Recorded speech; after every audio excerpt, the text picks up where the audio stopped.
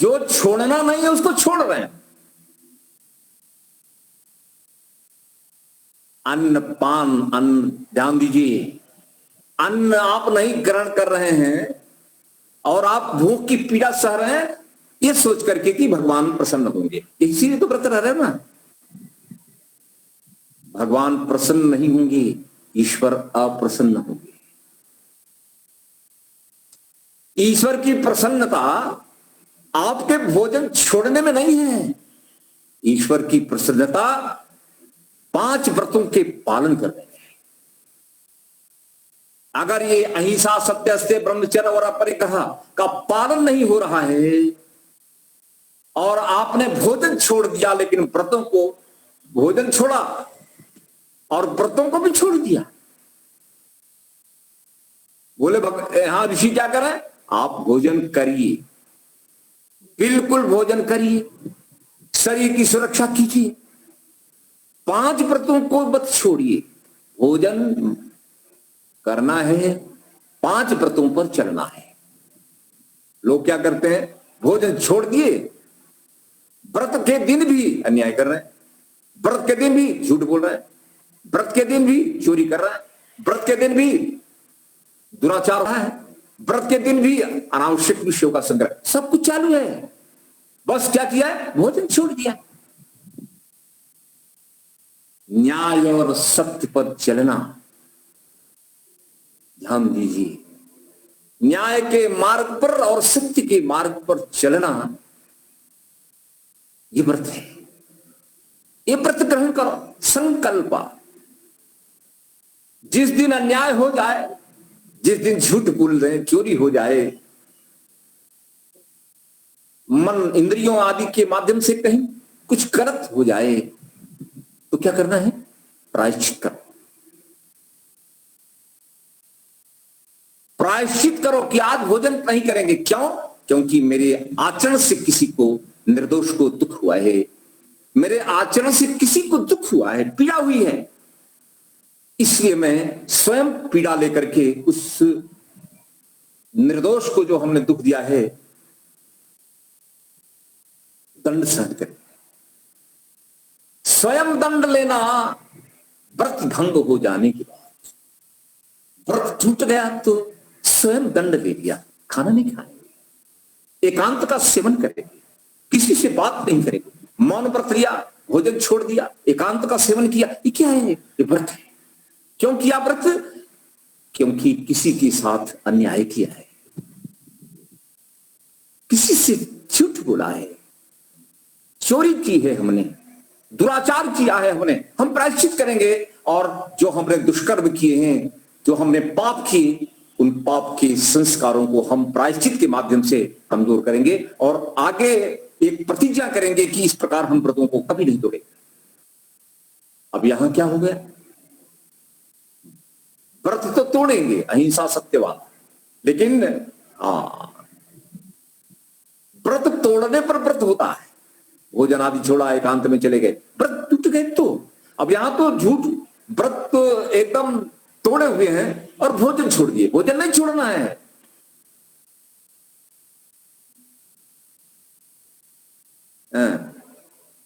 भोजन छोड़ दिए, बोले भगवान बहुत खुश हो रहे हैं।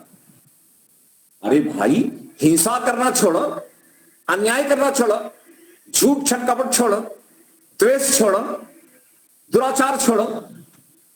छोड़ना तो ये है, अन्न क्यों छोड़ा आपने? खाना छोड़ो। परमात्मा जब आप न्याय पर चलेंगे तो प्रसन्न होंगे। परमात्मा की प्रसन्नता अन्न छोड़ने पर नहीं है, न्याय पर चलने में है, धर्म का आचरण करने में, निष्पक्ष व्यवहार, पक्षपात रहित व्यवहार, न्यायपूर्वक व्यवहार। परमात्मा प्रसन्न होंगे। ईश्वर को प्रसन्न करना है तो ये करना है ना, खाना छोड़ दिए, 8-8 दिन, महीने महीने खा नहीं रहे, मर रहे हैं, क्या मतलब है? बुराइयां निकालो, अच्छाइयां लाओ, बुराइयां हटाओ, अच्छाइयां लाओ। बुराई को हटाने के लिए व्रत पर चलने की प्रतिज्ञा कर। महर्षि को सबसे बढ़िया प्रिय मंत्र कौन सा है? ध्यान दीजिए। ओम विश्वानि देव सवितर्दुरितानि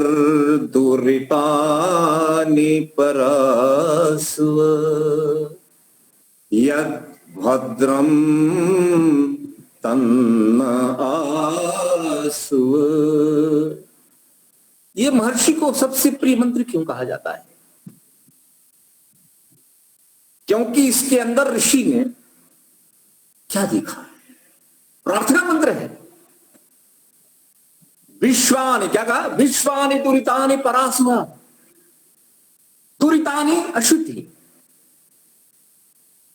दुरिता, और कहा विश्वानि दुरितानि परास्व। जितनी भी अंदर अशुद्धि है, सारी की सारी अशुद्धि को परमात्मा से क्या कहा? परास्व। आप अपनी प्रेरणा शक्ति से इनको समाप्त करो, इनका नाश करो, इनका क्षय करो, इनको जला दो। क्यों? अगर अविद्या आदि के दोष नहीं मिटे तो भद्रम आसु न, अपने अंदर कल्याणकारी गुणकर्म स्वभाव, ज्ञान, प्रेम, शक्ति, दया, दान आदि के गुण ये सब नहीं आएंगे। गंदगी के साथ कभी भी धर्म का उदय नहीं होता है, ऐश्वर्य का उदय नहीं होता, व्यक्ति में आस्तिकता का उदय नहीं होता है, मलिन व्यक्ति के अंदर नहीं होता है। जितना जितना प्रमाण में मिथ्या ज्ञान की वासनाएं नष्ट होती जाएंगी, उतने उतने प्रमाण में उत्तम उत्तम प्रकार के भगवान की कृपा, उनकी कृपा, ध्यान दीजिए, ईश्वर की कृपा से ईश्वर दे रहे हैं ना। वहां आपने साधनों के प्रयोग किए, ईश्वर इनाम देते जा रहे हैं। अविद्या को नष्ट करते जा रहे हैं, विद्या देते जा रहे हैं। ईश्वर का काम है।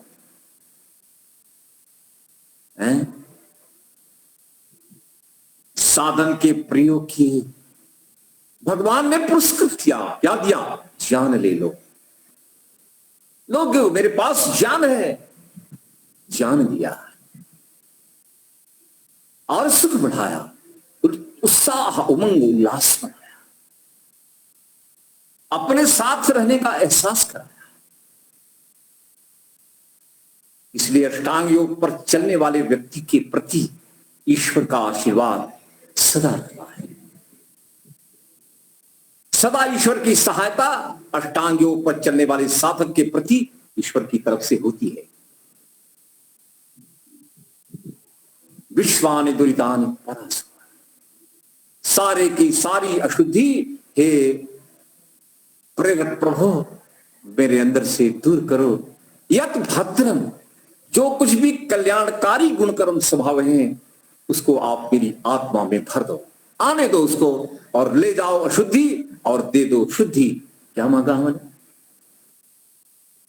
यही तो कहा है इस सूत्र में, यही तो है।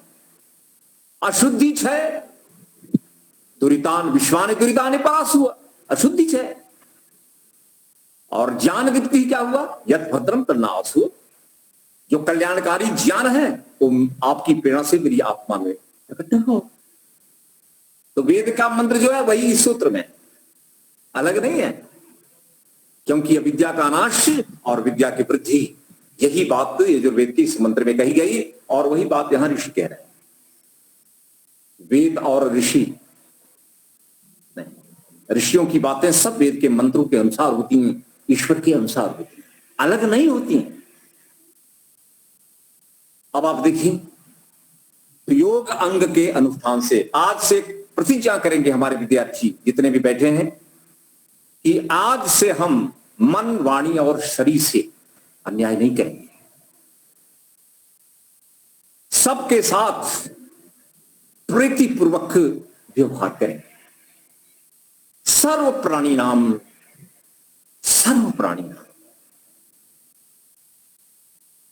चाहे चींटी हो, चाहे हाथी हो, चाहे मनुष्य हो, पशु हो, पक्षी हो, हर प्राणियों के प्रति हमारा प्रीति भाव रहे, प्रेम भाव रहे, न्यायपूर्वक व्यवहार करें।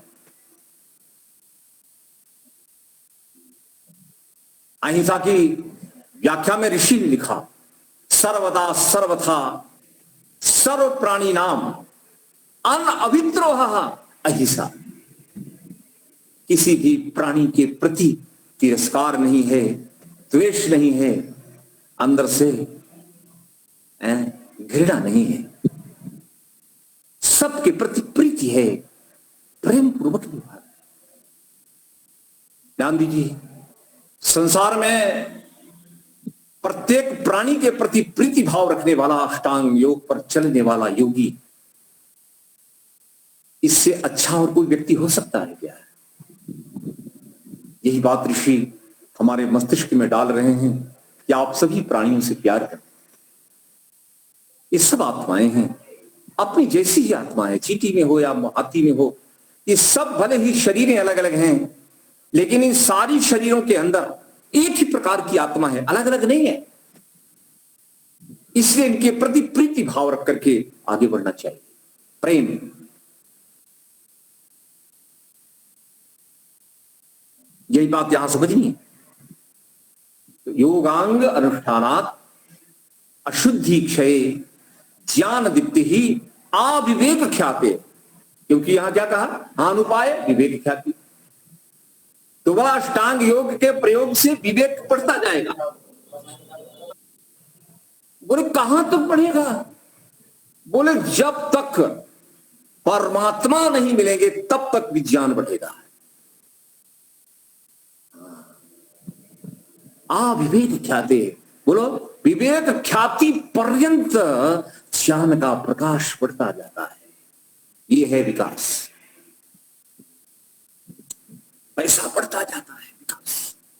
एक मकान से 50 मकान कर डाले, विकास। रोटी कपड़ा मकान हो गया, विकास। कपड़ा अच्छे अच्छे आ गए, विकास।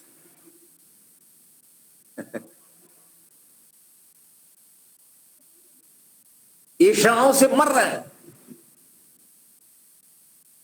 धन यश कीर्ति के लिए मरे जा रहे हैं।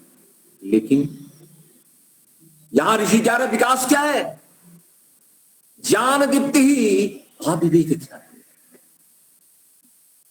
जब हम न्याय से चलेंगे, धर्म से चलेंगे, नियम से चलेंगे और ईश्वर की उपासना करेंगे तो क्या हो?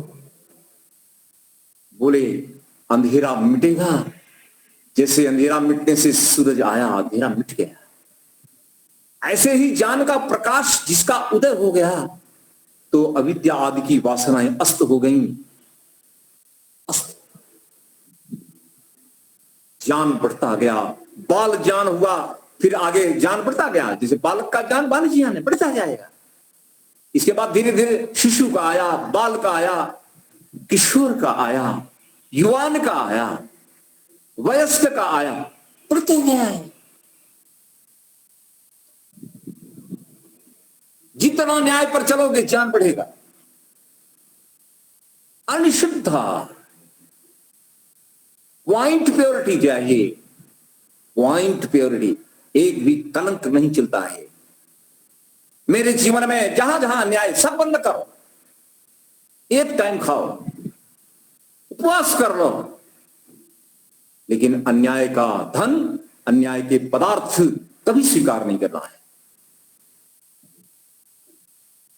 मेहनत का मिलेंगे तो चलाएंगे, अगर नहीं मिला तो भूखे सो जाएंगे, लेकिन अन्याय नहीं करेंगे। यह है योगाभ्यासी का संकल्प, व्रत। मानव निर्माण की इतनी सुंदर व्यवस्था संसार के किसी शास्त्र में उपलब्ध नहीं है। यह वैदिक शास्त्र के द्वारा निष्पन्न ज्ञान है। इसलिए इसको दिल में बैठा लो। आज से मेरे प्रभु न्यायकारी हैं, मैं न्याय पर चलूंगा। मेरे प्रभु सत्य हैं, मैं सत्य पर चलूंगा। मेरे प्रभु प्रमाण हैं, मैं प्रमाण से चलूंगा। मेरे प्रभु शुद्ध हैं, मैं शुद्ध से जिंदगी चलूंगा। और भगवान ने सारा संसार छोड़ दिया, लो तुम्हारे लिए दे दिया, ऐसे हमको जीना है। इस प्रकार प्रभु का अनुकरण करता हुआ व्यक्ति प्रभु के समीपस्थ चला जाता है। प्रभु के समीप जाने का रास्ता ये है, अष्टांग योग, यम से प्रवेश है। अब हमको प्रवेश करना है योग में, और पहले फेल हो गए, अन्याय कर रहे हैं, फेल, चोरी फेल, झूठ फेल, दुराचार फेल, विषयों का संग्रह फेल, अपवित्र फेल, संतोषी नहीं है फेल, तपस्वी नहीं है फेल, ईश्वर समर्पण नहीं है फेल, मोक्ष शास्त्रों का अध्ययन नहीं करता फेल जी, शौच संतोष तप स्वाध्याय ईश्वर परिधाना नहीं है, फेल हो गए। वो पहले फेल हो गए तो फिर लास्ट समाधि तक कहां जाओगे? समाधि में तो जो पहुंच जाता है उसको पास माना जाता है। बोले पहला पास करो ना, फर्स्ट सेकंड थर्ड फोर्थ ऐसे पास होते चले जाना है। हम तो प्रवेश द्वार पर ही फेल हो गए, एलिजिबिलिटी वही नहीं है। अन्याय करने वाला भगवान का घंटा बजा रहा है, घंटा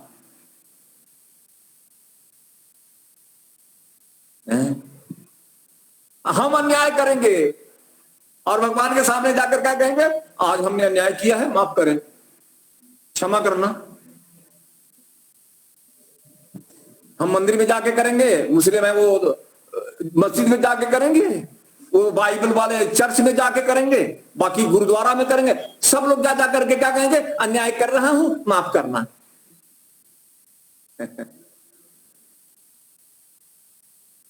कैसे हैं इनके ईश्वर जो इनको अन्याय करने वालों को माफ कर देते हैं, हैं? ये ईश्वर, ये शांति का रास्ता है क्या? दुनिया में बड़े बड़े महान पुरुष जितने भी हुए हैं, उन्होंने न्याय का रास्ता नहीं छोड़ा, मर गए, मिट गए, लेकिन न्याय का रास्ता कभी नहीं छोड़ा। क्यों? जानते हैं, इसी रास्ते पर अंतिम जो मंजिल है वो शुद्ध आनंद की है, जहां मेरी और प्रभु का मिलन होगा। रास्ता नहीं छोड़ा। लेकिन यहां तो भौतिक जगत वाले, अविद्या वाले कुछ भी करेंगे, अन्याय करेंगे वो। उनको पता, उनको क्या लगता है? अन्याय करने से देखो हम कितने समृद्ध हो गए। हमारे देश में जितने भी अरबपति करोड़पति हैं, ज्यादातर सब अन्यायी है, अधर्मी है, नास्तिक है। अगर ये ईश्वर को मानते होते तो न्याय से चलते हुए प्रजा का पोषण करते, देश की पुष्टि करते, अपने पेट भरने में देश को उजाड़ नहीं देते। इन्होंने तो नसों से खून चूसा है, हड्डियों से खून निकाल करके देश को बर्बाद किया है। ये कौन है? ये अप्रतिदस्यु, ये तो दस्यु है जिनका कोई व्रत नहीं है। ये क्या ईश्वर को समझेंगे? और भारतवर्ष में 90% से ज्यादा लोग क्या है? यम के विरुद्ध आचरण करने वाले, अधर्म पर चलने वाले, पाप कर रहे हैं और मानते क्या है? हम बहुत पुण्य आत्मा है। सुबह से शाम तक पापी व्यक्ति क्या कहे? पाप का मतलब क्या होता है? पाप का मतलब वो आचरण जिससे हमने निर्दोष को पीड़ा दे दी है। हमने कहीं ना कहीं किसी को हमने दर्द दिया है, और इस दर्द को कुछ लोग जानबूझ कर देते हैं, कुछ लोग अलग अलग तरीके से देते हैं। अब इनके जीवन में शुद्धि कहां से आएगी? इनके जीवन में ज्ञान का प्रकाश कहां से आएगा? कैसे ये अपना जीवन सफल करेंगे? ये तो सफल करेंगे नहीं, जो बेचारे रास्ते पर जा रहे हैं उनका रास्ता रोकेंगे। ये अवरोधक तत्व हैं, इन्हीं को असुर कहा जाता है। प्रगति पथ पर आपके अवरोध उत्पन्न करने वाले या व्रतों के विरुद्ध चलने वाले ये दस्यु लोग आपके मार्ग पर अवरोध उत्पन्न करते हैं, और करते हैं तो उनका निवारण करना होता है। उनके निवारण में युद्ध करना पड़ता है। युद्ध में फिर धर्म का युद्ध, वो धर्म युद्ध है। रामचंद्र जी वनवास में गए, कितने अवरोध हैं। धर्म के मार्ग पर चलने वाले के लिए कितना अवरोध। घर से शुरू हुआ, जंगल में भी नहीं छोड़ा, वहां भी पत्नी को उठा ले गया। बताइए आप, ये दस्यु रावण है, आवृत्ति है, ब्रह्मचर्य भंग करने वाला, संयमहीन व्यक्ति, इंद्रिय और मन पर नियंत्रण नहीं है। ऐसा इंद्रिय भोगी व्यक्ति क्या प्रभु के प्रति बैठ करके लाभ उठा सकता है? कभी नहीं। इसलिए ऋषियों ने कहा आप प्रयास करें, प्रवेश करें, आपको सफलता आज नहीं तो कल मिलेगी। पूरे श्रद्धा के साथ करो, अष्टांग योग पर आप चलो, हर कदम हर दिन आपके जीवन में परिवर्तन आएगा, शांति बढ़ेगी, अंदर से बेचैनी खत्म होगी, मानसिक शारीरिक रूप से आप स्वस्थ होंगे, आपकी पर्सनालिटी लोगों को बहुत बहुत आकर्षक, आपका बोलना चालना लोगों को बड़ा अच्छा लगेगा, क्योंकि आपका चित्त शांत है तो वाणी भी बड़ी मीठी निकलती है। अगर चित्त में शांति नहीं है तो वाणी अशांत निकलेगी। और चित्त में अशांति क्यों नहीं है? क्योंकि कहीं ना कहीं व्रत तोड़ने का परिणाम है। आप महर्षि व्यास का भाष्य देखिए, महर्षि व्यास जी क्या कह रहे हैं, कितनी अच्छी बात ऋषि कहने वाले हैं, आप ध्यान से सुनने का प्रयास करेंगे। महर्षि व्यास क्या है, योग योग अंगानी अष्टौ, योग के कितने अंग हैं? 8।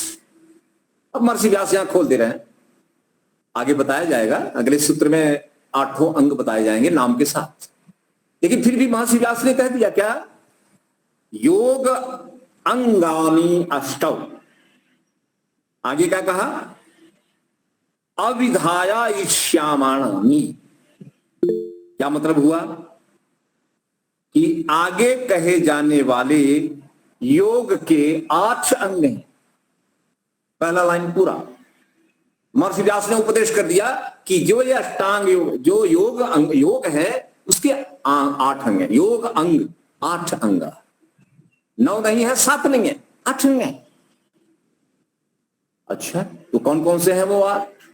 यम, नियम, आसन, प्राणायाम, प्रत्याहार, धारणा, ध्यान, समाधि, ये 8 अंग। अब आगे देखिए, अब ऋषि कह रहे हैं ये 8 अंग हैं। अब सुनो, इनका अगर अनुष्ठान करोगे तो क्या मिलेगा? महर्षि व्यास कह रहे हैं तेषाम अनुष्ठानात्, इन 8 अंगों का अनुष्ठान करने से क्या होगा? ऋषि कह रहे हैं पंच पर्वणः विपर्ययस्य, 5 प्रकार की विपरीत ज्ञान, 5 प्रकार, अविद्या, अस्मिता, राग, द्वेष और अभिनिवेश, ये 5 प्रकार की अविद्या आपके हमारे अंदर भरी है। विद्या के 5 प्रकार हैं और कुछ नहीं है, अविद्या ही है वो, सम्य विद्या भरी है। अविद्या, अस्मिता, राग, द्वेष और अभिनिवेश, ये पंच पर्वण, ये 5 पर्वण का मतलब है शाखाएं, 5 खंड हैं। अविद्या के 5 पर्व हैं। बोलो क्या होंगे? विपर्ययस्य, यही अविद्या क्या हो गई? विपर्य, विपरीत ज्ञान। और इसी को ऋषि आगे क्या करें? अशुद्धि रूपस्य, यही अशुद्धि है। आत्मा में और मन में उल्टे ज्ञान की वासनाएं 5 स्वरूप में मिले, अविद्या, अस्मिता, राग, द्वेष और अभिनिवेश। 5 प्रकार की वासनाएं अविद्या की, विपरीत ज्ञान की, आत्मा में और मन में भरी है। तो क्या कह रहे हैं आगे? अशुद्धि रूपस्य, अशुद्धि के स्वरूप में भरी है। आत्मा के विषय में उल्टा ज्ञान है, ईश्वर के विषय में उल्टा ज्ञान है, संसार के विषय में उल्टा ज्ञान है। सारी उल्टी जानकारी इस जन्म की और अनेकों जन्म की अंदर भरी है। तो बोले क्या होगा? योग अंग अनुष्ठान, योग के 8 अंगों का अनुष्ठान करने से सबसे पहले शिकार है 5 पर्वों वाली अविद्या, विपरीत ज्ञान, अशुद्धि क्या होगी? बोलो क्षय नाश, नाश। पहला दुख देने वाली अविद्या का, विपरीत ज्ञान का नाश पहले होगा। परमात्मा का काम है ये, आपके अच्छे संस्कार और ईश्वर की तरफ दिया गया ज्ञान। आप धारणा, ध्यान, समाधि से जब ईश्वर का ध्यान करेंगे तो क्या होगा? अविद्या का नाश और विद्या की वृद्धि होगी। वही वहां भी होने वाला है। अब हम लोग ध्यान करते हैं, सोचते हैं इसमें फायदा क्या है? अरे अविद्या का नाश और विद्या की वृद्धि, ये फायदा है। आप ईश्वर का ध्यान करेंगे तो अशुद्धि का नाश होगा और शुद्ध ज्ञान की प्राप्ति होगी, और शुद्ध ज्ञान की प्राप्ति ही लाभ है। ज्ञान से बड़ा कोई लाभ होता है क्या? नहीं नहीं, हम तो ध्यान में गए और मिला क्या? अरे जो दिखता नहीं, जो आत्मा दिखती नहीं, और ध्यान करने से आत्मा में जो योग्यता पड़ी है वो भी दिखती नहीं, लेकिन अनुभूति तो होती है कि ध्यान करने से लाभ हुआ है। क्या? पहले से मेरी समझदारी बढ़ गई, विवेक शक्ति बढ़ गई, विवेचना की शक्ति बढ़ गई, तर्क शक्ति बढ़ गई। विवेचना की शक्ति, तर्क शक्ति बढ़ती है, विवेक का विकास होता है। तो बोले इससे अच्छा और लाभ आपको क्या चाहिए? और आप जान रहे हैं कि विवेक ख्याति से मुक्ति मिलेगी और विवेक बढ़ रहा है। बोले पहले क्या था? शिशु स्वरूप में था, बढ़ा, बार बार समझो, बढ़ा ज्ञान कौन से स्वरूप में आ गया? धीरे धीरे किशोर में आए, किशोर में वयस्क में, वयस्क से बराबर बना रहता है, फिर उसके और ज्ञान वृद्ध नहीं हो। ध्यान दीजिए, ज्ञान वृद्ध होने का मतलब है नहीं ये कोई बुढ़ाव खत्म हो जाएगा, वो बना रहेगा, शरीर छूटेगी, आपको अगले जन्म में फिर यही ज्ञान काम आएगा, बेकार नहीं जाएगा। वर्तमान जन्म में पुरुषार्थ पूर्वक किए गए, अर्जित किए गए ज्ञान, यही आपकी शरीर छोड़ने के बाद चलेगा, बाकी कुछ भी नहीं चलेगा।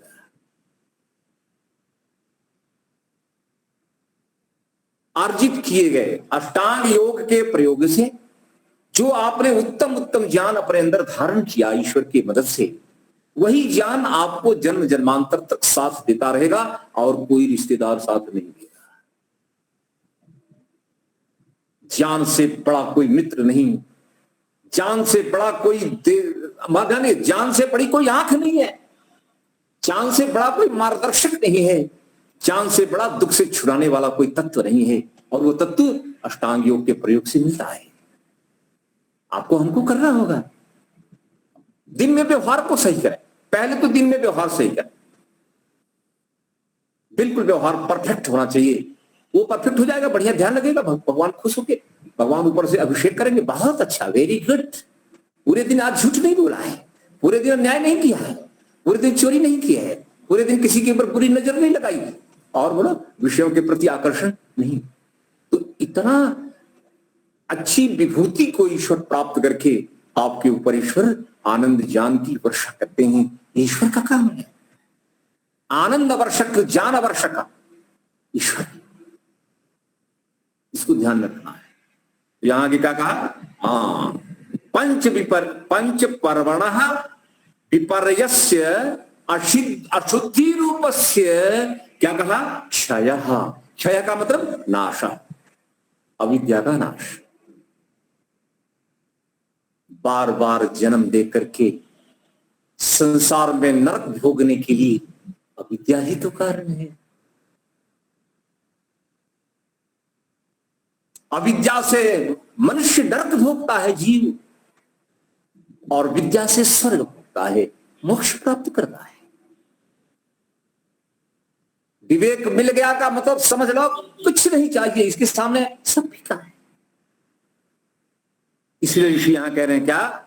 आगे देखिए, बोले अविद्या का क्षय हुआ, मिथ्या ज्ञान का, वासनाओं का क्षय हो रहा है, और साथ आगे क्या कहा? तत्क्षय सम्यक ज्ञान से अभिव्यक्ति है। अविद्या आदि की वासनाओं के क्षय होने के बाद क्या होगा? ऋषि कह रहे हैं सम्यक ज्ञान अभिव्यक्ति ही। सम्यक का मतलब क्या होता है? सत्य ज्ञान व्यक्त होता है। तो सत्य ज्ञान छिपा क्यों था? अविद्या। अविद्या हटती गई, प्रकाश आया। जैसे बादल घिरे हैं, बादल के उस पार सूर्य चमक रहा है,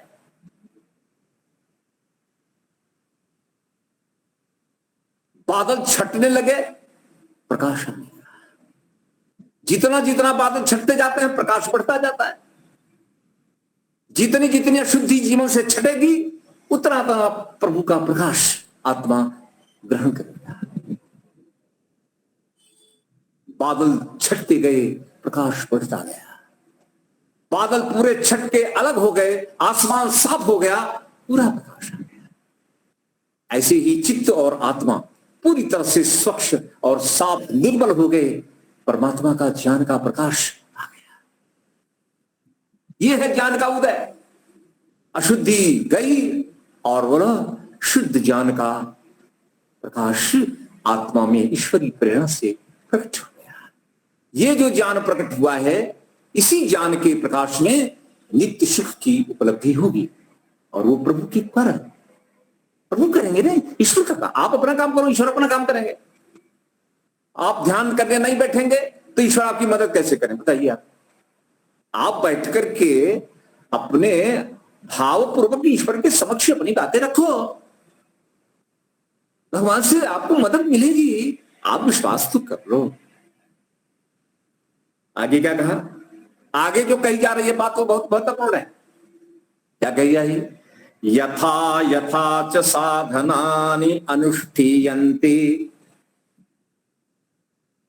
जितना जितना साधन का अनुष्ठान बढ़ता जाएगा, यथा यथा, आगे क्या कहा? तथा तथा तनुत्वम अशुद्धि उपपद्यते, अशुद्धि आपद्यते। धीरे धीरे का जितना जितना साधन का अनुष्ठान करेंगे उसी के प्रमाण में क्या होता जाएगा? अशुद्धि कमजोर होती जाएगी। तनुत्वम अशुद्धि आपद्यते। जितना जितना आप अष्टांग योग का साधन के रूप में प्रयोग करेंगे उतने उतने ही प्रमाण में आपके अंदर की अशुद्धि का नाश होगा। अर्थात अगर आप अष्टांग योग के अनुष्ठान को तीव्र कर देंगे तो बड़ी तेजी से विद्या घटे जाएगी और विद्या आ जाएगी। इसलिए आपको क्या बनना है? बोलो, तेजस्वी बनना। तीव्रता से काम करो, व्रतों को बिल्कुल धारण करो, तो कल पर मत छोड़ो, प्रमाद मत करो। आज ही पकड़ो, अभी पकड़ो। कल पर छोड़ने वाले कुछ नहीं कर पाते। आज आपके पास है, आज करो, अभी करो। हे ईश्वर दयानिधे भवत कृपयानेन जपोपासनादि कर्मणा धर्मार्थ काम मोक्षाणाम सद्यः सिद्धि भवेत्। सद्यः, आज ही हमको चाहिए। आज ही का मतलब इसी जीवन में हमको हे ईश्वर आपके स्वरूप का दर्शन अनुभव करना है। इस तीव्र भावना के साथ प्रयास करो, अष्टांग योग का प्रयोग करो। यही तो ऋषि कह रहे हैं। आगे क्या कहा? यथा यथा च क्षीयते, जितना जितना वासनाएं नष्ट होंगी। बिल्कुल गणित बता रहे हैं ऋषि, बिल्कुल गणित तराजू पर तौल दे रहे हैं। इधर अभी क्या होगा? अब शुद्धि जाएगी, इधर शुद्धि बढ़ेगी। तौल दे रहे हैं, तौल, बैलेंस। अशुद्धि गई, जितनी गई उतना शुद्धि वहां आ गई। अशुद्धि पूरी गई, पूरी शुद्धि हो गई, मुक्ति हो गई, बात खत्म। अशुद्धि का सर्वनाश और बोलो विद्या का पूर्ण प्रकाश, और क्या हो गया? पूर्ण आनंद और पूर्ण पुरुषार्थ और पूर्ण परमात्मा में आपकी प्रतिष्ठा। यही तो है, यही तो करना है और होगा। हमारे सारे विद्यार्थी करें। संकल्पबद्धा, प्रतिबद्धा, निर्धारण करो। मत बनो कच्चे पच्चे। कच्ची जमीन पर कब तक चलेंगी? पकाओ। मत झूठ बोलो, मत करो अन्याय। अपना पिता खड़ा है, अगर गलत है तो गलत कहो। अपनी बेटी, बेटे, पत्नी, भाई, बंधु, कोई पक्षपात नहीं। गलत तो गलत, बात खत्म हो गई। हमको ध्यान दीजिए, सही को सही और गलत को गलत कहने का स्वभाव बनाना होगा। नहीं, भाई है ना, भाई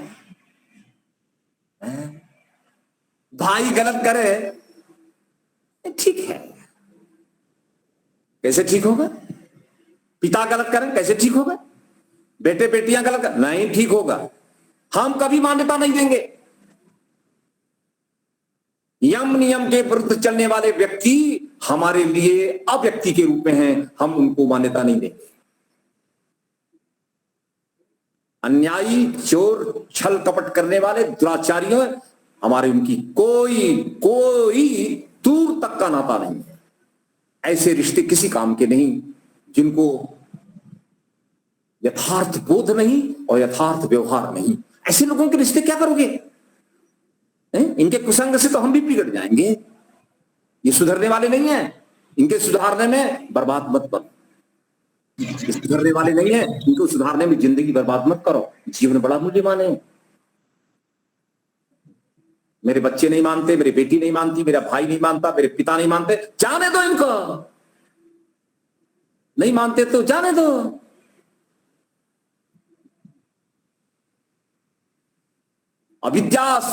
अविद्या ने इनको काला बना दिया है, काला। और काले पर लाइट का रिफ्लेक्शन नहीं होता है। जान दीजिए,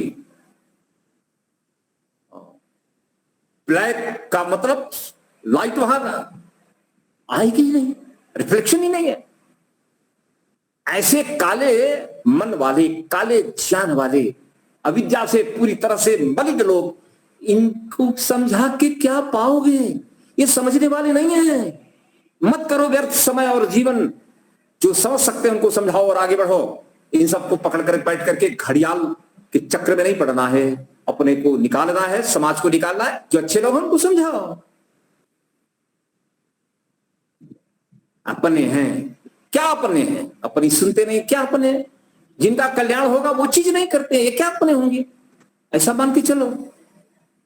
भाई भतीजावाद बंद करो, परिवारवाद बंद करो, कुटुंबवाद बंद करो, क्षेत्रवाद बंद करो, प्रांतवाद बंद करो। सब बेकार की बातें। सार्वभौमिक महाव्रतम।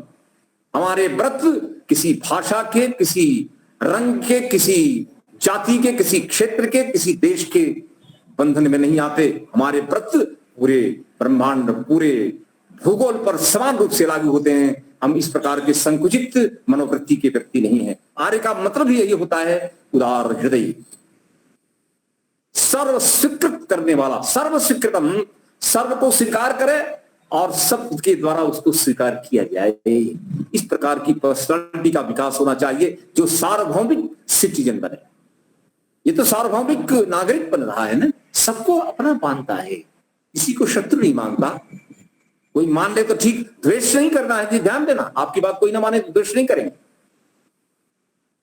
आप उपेक्षा कर सकते हैं, द्वेष करने का अधिकार नहीं है, घृणा करने का अधिकार नहीं है, अपमान करने का हमें आपको अधिकार नहीं है। जो अधिकार नहीं है, तो अगर अधिकार नहीं है करेंगे तो अनधिकारी होने के कारण दंड आएगा। तो यहां ऋषि क्या कह रहे हैं? यथा यथा, समय समाप्त हो रहा है, 2 मिनट और है। यथा यथा च क्षीयते। महर्षि व्यास, जितने जितने प्रमाण में आपके अंदर अविद्या का नाश होगा, ऋषि क्या कह रहे हैं?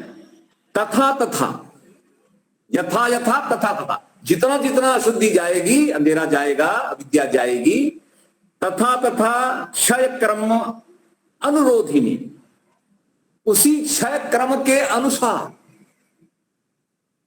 एकदम पक्का तराजू लेके बैठे हैं। जितना अविद्या को नष्ट किया करोगे, उसी के प्रमाण में क्या कर रहा है? ज्ञान से अपि दीप्ति विवर्धते, उतने ही प्रमाण में ज्ञान का प्रकाश बढ़ेगा। ऋषि ने साफ कर दिया कि अगर आपको ज्यादा प्रचुर मात्रा में ज्ञान प्रकाश बढ़ाना है तो आपको अविद्या के नाश में और योग के अनुष्ठान में ज्यादा प्रयास करना होगा। जितना विद्या ज्यादा प्रमाण में जाएगी, उतने प्रमाण में विद्या ज्यादा आएगी। तो ऋषि ने तो यहां बिल्कुल न्याय कर दिया, तराजू के तुला पर तौल दिया। यथा यथा च क्षीयते तथा तथा क्षय क्रम अनुरोधिनी ज्ञानस्य अपि दीप्ति विवर्धते। ज्ञान की वृद्धि उसी प्रमाण में होगी जिस प्रमाण में अविद्या का, मिथ्या वासनाओं का नाश होगा।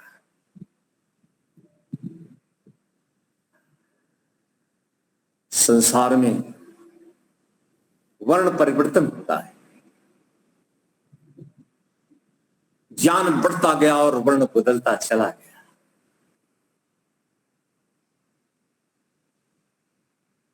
हर आत्मा जन्म से अगर मनुष्य है तो मनुष्य, अष्टांग योग के प्रयोग से कोई भी आत्मा कहीं भी जन्म ले महान बन सकती है।